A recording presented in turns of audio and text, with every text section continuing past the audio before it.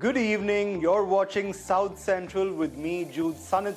This is India's first and only business news bulletin to put the spotlight exclusively on South India. It's the show where we bring you news, views and boardroom action across the 5 southern states. So before we slip into the news of today, let's quickly take a look at everything making headlines at this hour. Defense procurement cycles must level up for the armed forces to get access to the latest tech, says the chairman of Hyderabad-based Zen Technologies, Ashok Atluri. He also tells ET Now all about the company's budget wish list in this South Central exclusive. TVS Supply Chain Solutions acquires Hyderabad-based 3P logistics firm Swamy & Sons. The move is expected to strengthen TVS Supply Chain's presence in Andhra and Telangana.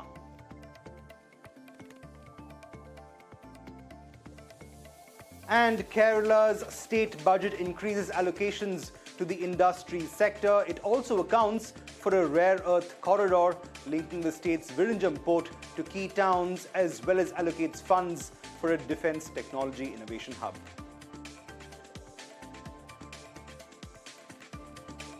Right, on to our big exclusive first. Indian defense production may have come a long way in the last 12 years, but procurement cycles must catch up with the pace of tech development. At least that's what Zen Technologies' Ashok Atluri seems to believe.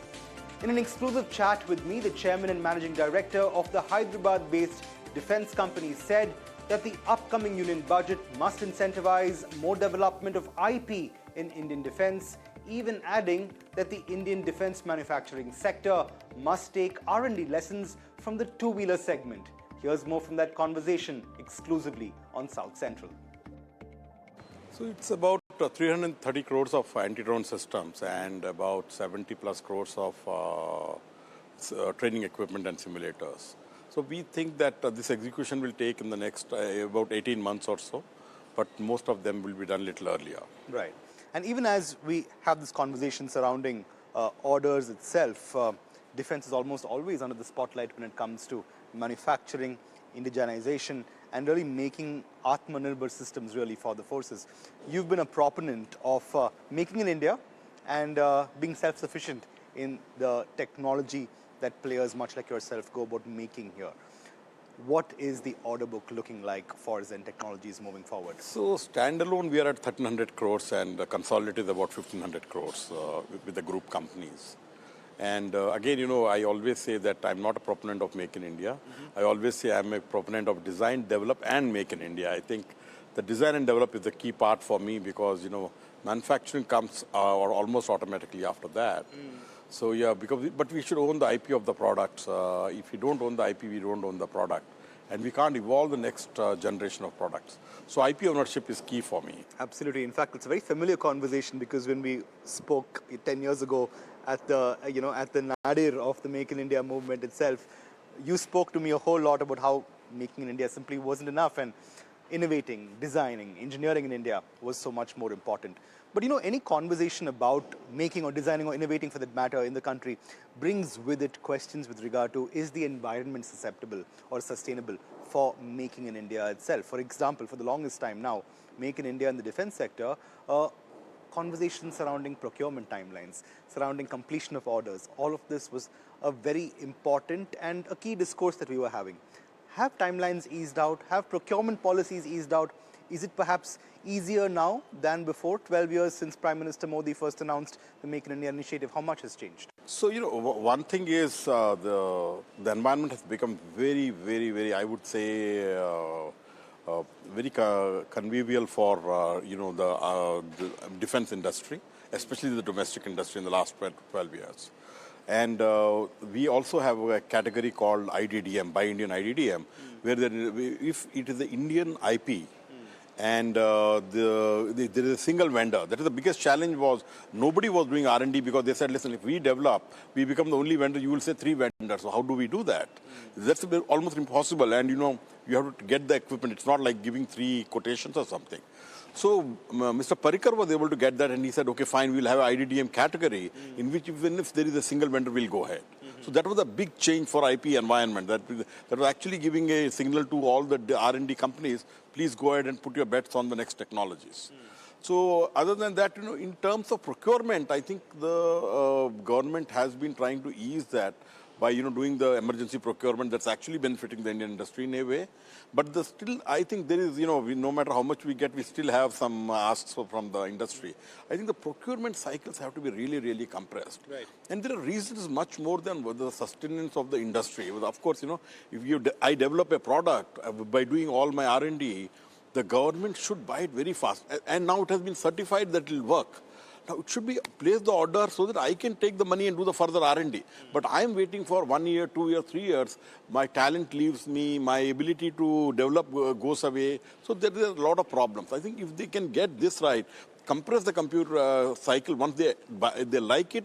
IDDM, here is the money, give the delivery kind of thing. That I think that will really, really, rejuvenate the industry. But with respect to procurement cycles, we think that really needs to be addressed. And I think this DAP is going to address that. The new acquisition, 2026, from 2026 years of thing. And I think once they compress the cycle to, 1 year, or they're talking about 2 years, but I think they should really compress it to 1 year. And the reason I was saying what just not the industry is, my technological cycles. What we started with the anti-drone system was, just a ground control based, you can block it when the communication is happening. Then what happened in 6 months, we started getting autonomous drones with the GPS. Then we had to do a spoofing of the thing. We can now spoof that, make the drone feel that, it's not in India, it's in some other location, and it gets lost. Right. But then they started doing autonomous through AI vision. Now we have evolved our system to have hard kill now. So this is happening in 6 months, 1 year. Now if your procurement cycle is for 3 years or for 2 years, how will you, so procurement cycle has to be much, much shorter than the technology cycles. So how do you, if just imagine I do the AON, I do the RFI, RFP, and by the time I procure, it's taking 3 to 5 years, I'm buying something that cannot be used in war. So this is the biggest challenge, and so we have to have something like emergency procurement for regular procurement. It can't be just when you need to do, especially for technologically cutting edge product. Absolutely, and in fact, that's been an all too familiar problem that we've been dealing with now. But hopefully, there's some light at the end of the tunnel insofar as procurement timelines are concerned. For Zen Technologies itself, what's the focus area for you? Which segments are you looking at? I know that training simulators is a very, very big part of the kind of work that you do, but for the future, where are you looking in terms of the most promise that which segment can? So the one thing is, thanks to the changing world order, earlier people used to think that war will not happen. Now, from that to war may happen to war will happen is the kind of environment. And it was, we could never imagine countries like Thailand and Cambodia fighting each other. So generally, world is seized, all the countries in the world are seized that we need to be prepared for war. So that's actually kickstarting the demand for training and simulator equipment that we have. See, the simulators, we are getting a lot of inquiries as we speak. And again, as this has evolved, the warfare has completely changed from regular battlefield, guns, artillery, tanks, etc., to drone-based war. And the second field that we are in the anti-drone system. So we made very earlier bet, and in fact, 23, 24, when there was a tender for so the large tender, and we were the only resultant single vendor. No other company qualified. So that continues to be the case because we are really, really doing a lot of R&D and evolving next set of products. Even recently, the orders we got were a resultant single vendor. So the thing, so these are the two things we are already there in simulators and thing. But in simulator, one area we are not very dominant is the Air Force. We don't do much in Air Force. But Army and Navy, with our acquisition of ARI, they're into naval simulation. So that's been really, really big for us. So we are going to the countries and saying that we can give you a comprehensive solution, including we will tie up for the Air Force wherever is required. But most of them we can do ourselves. So we are giving a theater command kind of solutions to the various other governments, and I think eventually India will also move that side. Once that comes, it will be a theater command based training solution that will. Absolutely, lots to look forward to then. But if Operation Sindoor in recent times has taught us anything at all, it is with regard to how, what is essentially considered mainstays of Indian defense could actually work to our advantage in multiple conflicts areas. BrahMos, for example, has been a traditional mainstay itself. Do you feel, though, the time has come to look at key Indian technology in the defense space and ensure that India has a lot more control over these systems? We've had partnerships for the longest time. How sustainable are these in a changing geopolitical situation as we find ourselves in? So, one is that, even Zen Technologies anti-drone systems were used in Operation Sindhu to effectively block the incoming drones. And of course, BrahMos was a kind of a mainstay. My thinking is that, this technology is jointly owned between India and Russia. Do we have the wherewithal to develop the next generation of BrahMos? Or are we just depending as a partner from Russia to give us the next thing? Now, remember, the world global dynamics are changing. Russia is a very good friend, and I don't think they will change. But what happens if they're a bigger ally, puts a lot of pressure on them and says, boss, no more India? What happens to us? So, I think strategic autonomy is the most important thing that India should focus on. These IPs should be designed, developed, and owned by India. They can be co-owned. So, for example, these technologies which are really cutting edge, which we don't have the wherewithal to develop, get a partner, but don't become a, I use a pejorative term because I'm frustrated. I say, don't become a manufacturing coolies for them. Just setting up a factory and start manufacturing it. But what happens when the technology is evolving so fast? 3 years down the lane, technology evolves, and the other country partner becomes hostile. What will you do? You can't go to them. And by the way, remember, the moment they control the software, they are also controlling probably the back doors onto that. Right. Do we really own? We don't own the product, we don't own the IP, because it can be, we have seen in examples of pagers in Hezbollah thing, pages, it's the hardware. Some code, they had a blast. We have seen Stuxnet in Iran. They bought some software, but it had a back door. We have, I feel that the cars, the Chinese cars today, whichever are there, their software is being updated from China. What happens if there is a war and all of them are weaponized? Right. They start going and hitting people or just blocking the way for the armed forces. How will you stop that? And even all the phones that we have, Chinese phones, we are not really seized of the matter, I think. We really, really need to get into the core, the heart of that, which is the source code, the IP, the hardware design, everything has to be owned by India. Otherwise, I think we'll be in a very sticky wicket. And the funny part is, or the ironic part is, all these people are there with us, the people who can develop this thing for us. And I think that is the concern that we are not using it. But again, I was discussing about this RDI fund, the Research Development Innovation Fund, which is 1 lakh crores for deep tech thing. But I think some of it will go to the defense. So this is one opportunity for companies to actually go, especially do 5-year, 7-year kind of research with this fund, and some private partner. I'm glad you bring up the RDI itself. We're just a few days ahead of the union budget. Do you feel this would be a key focus area for the government to look at operationalizing funds set aside for deep tech, much like research and development, fund itself, and focus a large chunk of it on developing IPs in defense, which I'm sure, given the strategic times that we live in on the geopolitical front, is more crucial now than ever before? Yeah, I think definitely the time has come where, government has started focusing on IP development.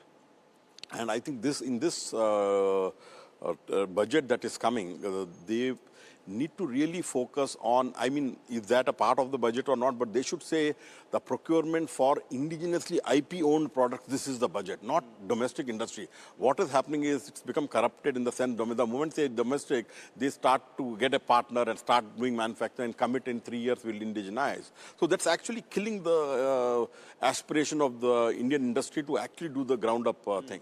So how do you actually push the government to the industry to do R&D? The only way we think that can be done is by allocating the fund and sincerely applying that. Now, there was a comment by a very senior officer that, they are saying IDDM, but they are getting from outside. It's not IDDM. Now, I'm little worried. So, and the conversation went in the direction, because they are doing like that, let us buy the regular one. Why should we say IDDM? instead of actually punishing those guys who are cheating the government, and I have been saying, blacklist them, disgorge all the money that was paid, blacklist the group, blacklist all the directors in their company, and make an example of one or two companies, and then they'll stop making the claims. And and we have seen, but if a buyer is very serious and saying, listen, I want to buy IDDM, for example, in one of the tenders that we floated, the armed force wing, they asked, what do you mean by IDDM? I am also IDDM. The 10 companies came. They said, listen, IDDM, we are going to check your source code.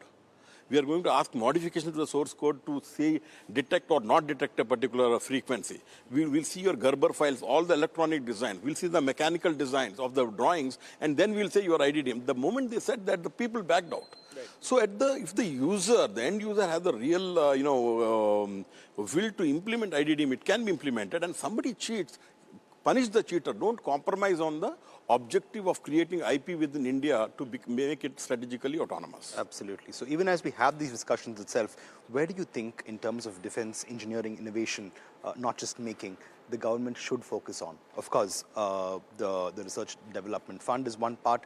What other policy levers do you feel the government can pull to make sure that defense in India continues to be held in good stead, not simply in terms of manufacturing, but also in terms of engineering, design, and innovation? What I think is, this RDI fund can be used as a leverage. Again, we have something called as, from 5 years, what are the technologies that are going to really dominate the... There is some guesses, quantum may be playing a good role, electronic warfare will be superior, drones and anti-drone technology will be at the different level altogether. So, so we have to identify which are the technologies that will play a major role in 5 years from now. And within that, we should identify the Pareto of this. When we say Pareto, what are the 20% of the technologies that will have 80% of the impact in the war? Right. And then identify and say, look, this is my deep tech area, and this I'm going to fund, I'm going to buy. If you make it, I'll have a faster procurement cycle. So, and if again, a lot of people say, that can we develop it? I have no doubt about it. Second is, this is the only way you can become a dominant player. There is no other way. This is the only way, R&D is the only way we can become a number one player in defense. And I have example, forget about Zen being the number one army simulator company in the world or Navy simulator company. Forget about the anti-drone system that we have developed, which is competing with the world's best, and we are getting orders abroad. I'm talking even in the example of common examples. For example, which is one thing in which China just cannot dream of beating us? It is motorcycles. Have you heard about a Chinese motorcycle? Not really. Even if you go to China, you go to Africa, you go to Middle East, there are no Chinese motorcycles. Why? The reason is because Bajaj, TVS, even Hero, they do tremendous amount of R&D. And they create products. So Chinese or our competitors don't have the ability to do the R&D. Once Indians start doing R&D, they leave the field alone. Absolutely. And this is the exact thing we should do in defense. Focus on R&D. Focus on R&D, create on the Pareto technologies, and dominate them. If you can do in motorcycles, I think there is nothing in the world which can stop us.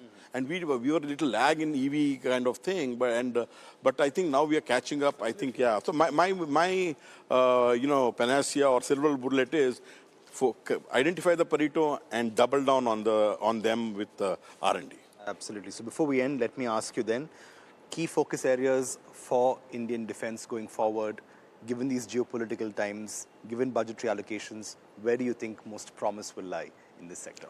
Again, I think it's the satellite communication, satellite technologies need to be integrated with the war very, very at an intimate level. Electronic warfare, quantum computing is something that, I don't know, but a lot of people are talking about. And I think, yeah, again, in the electronic warfare, the microwave, hyper microwave, laser-based technologies to get down the systems, I think these are the things that will be very dominant. I'm sure there are a lot of others, but these are the things that Zen will be focusing on as we go ahead in the next 3 to 5 years.